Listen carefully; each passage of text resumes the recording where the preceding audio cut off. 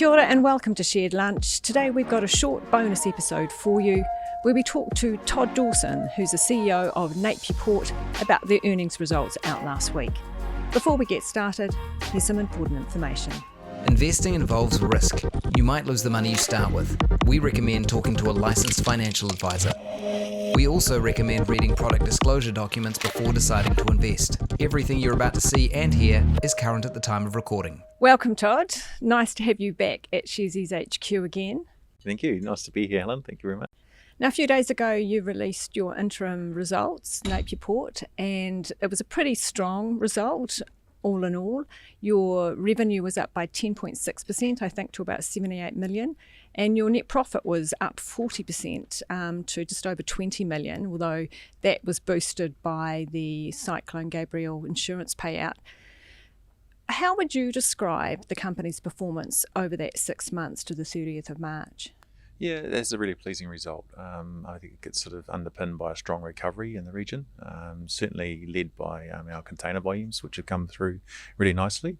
A large part of that is really due to the rebuild of Panpac. Since the cyclone, they've up to full production now, so hit their straps around the end of December, early January. So Panpac's our pulp and timber customer, just down the road from the port.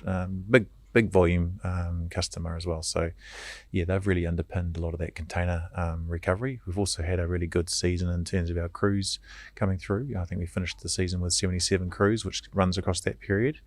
And equally some really good steady volumes for our bulk business as well. So volume-led recovery coming through in those numbers. And I think, the other good thing from our perspective is that the volume and revenue uplift has also not disappeared out the back door in terms of costs as well. So we've managed to manage our costs really well. A lot of the work that we put in to create flexibility in the port is coming through in terms of the operating earnings. We're getting the operating level. What we talk about is operating leverage coming through as the volumes come through, the returns get better. So good management of costs. Pricing's also played a part over the years, but equally just really good management of the business and responding to that recovery. So you would think that economic cycle we've been in a bit of a downturn where we're going up the other side now, would you say? Look, I think New Zealand's seeing a really good, strong, primary sector-led recovery in our view. And that's what we in our region are really all about. It's that regional primary sector, part of the country that's flowing through, and that food and fibre demand globally, despite what's going on, in macroeconomic markets. People still need the food, they need the fibre, etc. And that's what we export. So it's flowing through nicely, and we've had a fantastic growing season. We're seeing some effect of the season in terms of the apples and squash and those vegetables and things like that go out through Napier Port.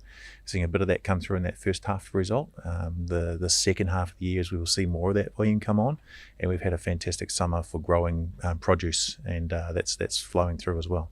Is that a bit earlier for the pipfruit, for example? Is climate change, is that a slightly silver lining? I don't know if we put it down to climate change or just this year. We've certainly seen ideal. All the stars, moons, and planets are aligned, and the growers have had outstanding growing conditions. The quality of the fruit that's coming on is excellent. Where they'd sort of typically see payout rates, which is how many actual apples, say, out of 10 that you get to go and put in a box. It might be 8 or 9. It's definitely up in the 9 out of 10. So we're sort of seeing a material uplift just in terms of the quality of the fruit that they can actually export. Is really good this year. So it's been a great season so far, and hopefully we see that continue into the second half. US tariffs and what's been happening there with all those gyrations, does that affect you at all? Look, it affects us, I think, from confidence, market sentiment. Since Liberation Day and Donald Trump came out with what he came out with, our customers aren't seeing any material impact from that right here and now. It's not impacting our volumes going through the port by any means. Quite a small proportion of our cargo actually ends up in the US. Mm-hmm. However, it's the secondary effects that we're looking at more closely. Where our export products go through to countries like China, which use, for example, our pulp and our timber, which we export a lot of, to make other goods that then go on to the States. If consumer sentiment in China comes back a little bit, that may impact those sales of our product that goes up to China. So that's what we're watching a little in the second half. But in saying that, who knows what Trump's going to come out with tomorrow. So it changes day to day, and I think things will settle down. My feeling is that things will settle down as everyone works out what the world looks like post Trump's bargaining tactics. Yep, we'd all like to know that. Just thinking about the cruise line, I see that's slightly down at 8% down. Yep. How material is that? Do we need those cruises coming in? There are environmental concerns and the like. What's Napier Port's position on that? Yeah, look, cruise is a really good industry for the port, and my view is it's really good for New Zealand. We have seen a drop off in cruise over the whole country this year. Our numbers weren't impacted quite as bad as some of the other ports around the countryside, where they've been seeing anywhere from 15 to 30% down this year.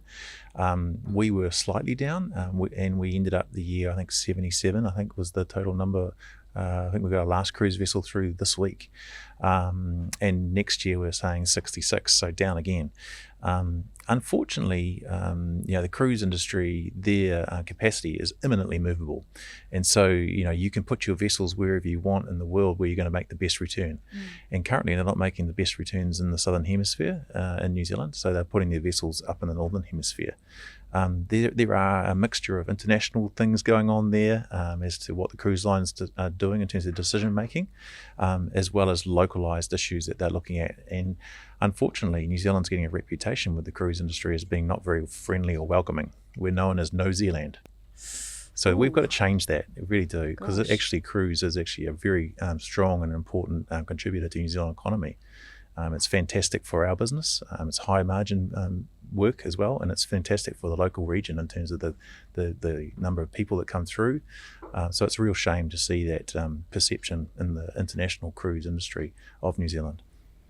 Let's look at that insurance payout, the 7.5 million, and that was due to business disruption during Cyclone Gabrielle. That's, I think, been quite nice for investors. You've actually helped share in those proceeds with them. Can you tell us about that? Yeah, look, it's really nice to be able to issue a bit more of a special dividend this time round, and I guess it is reflective of the fact that we've had those insurance proceeds come through. The balance sheet is in a really healthy position, but also to reward those shareholders that have stuck with us for a while, and be able to, when we can, reward them with a bit more of a one-off special dividend. So we're looking always to be able to see a steady and growing dividend, is sort of what we say, and working with our dividend policy. It's nice to be able to give something back when we can. And also that's on top of the 4 cents for the interim, in which that's up from 3 cents. That's right. Yes, that's steady and growing, and then a one-off special as well, because we're in a good position to be able to do that. Yeah. Looking ahead then, Todd, I think you've increased your guidance for the full year. I think it was around, the range was 55 million to 59. Yeah, and this time we're at 59 to 63, is that right? Spot on, you've got a good memory. Yeah, that's right. So we've increased that guidance range up, and that's reflective of the first half that we've had, and on, I guess, our view that we expect things to stay steady, and we've obviously got our eye on the horizon as to those impacts in places like China, which is why we've kept the range still quite wide at $4 million range there. So, but all things being equal and the market conditions remaining the same, we'd be reasonably confident that we can certainly meet that range. Any headwinds that you think might happen? Other than the one I spoke about with effects of macroeconomic conditions, trade things that are really uncertain, I think we're setting up for a pretty good, strong second half as well. Yeah. What excites you then, Todd? This is our last question for the next 6 months then. Look, I'm really excited about some of the projects and things that we've got going on. We've got some fantastic initiatives. We've got this partnership with Port Otago where we're building a dredge. That's going to be a really strategic opportunity for the port to utilise its full consent that we have. So we're already consented to go deeper at Napier Port. We don't have to do any applications for resource consent and things like that. So that'll enable us to do the maintenance dredging that we do anyway, but equally as we need to, we can chip away and just make the channels and berth pockets deeper as well. So strategically, long term, that's fantastic. It protects the port from being able to maintain its relevance as vessels get bigger. Yeah. But equally unlocks opportunities for us as well if we want to do more things like transshipment. And some of our container volumes, this first half, you've seen transshipment volumes coming through. So we think that's an opportunity for us to be able to do more of that type of work, which comes down to have you got the capability, capacity, the depths, etc., to be able to do that.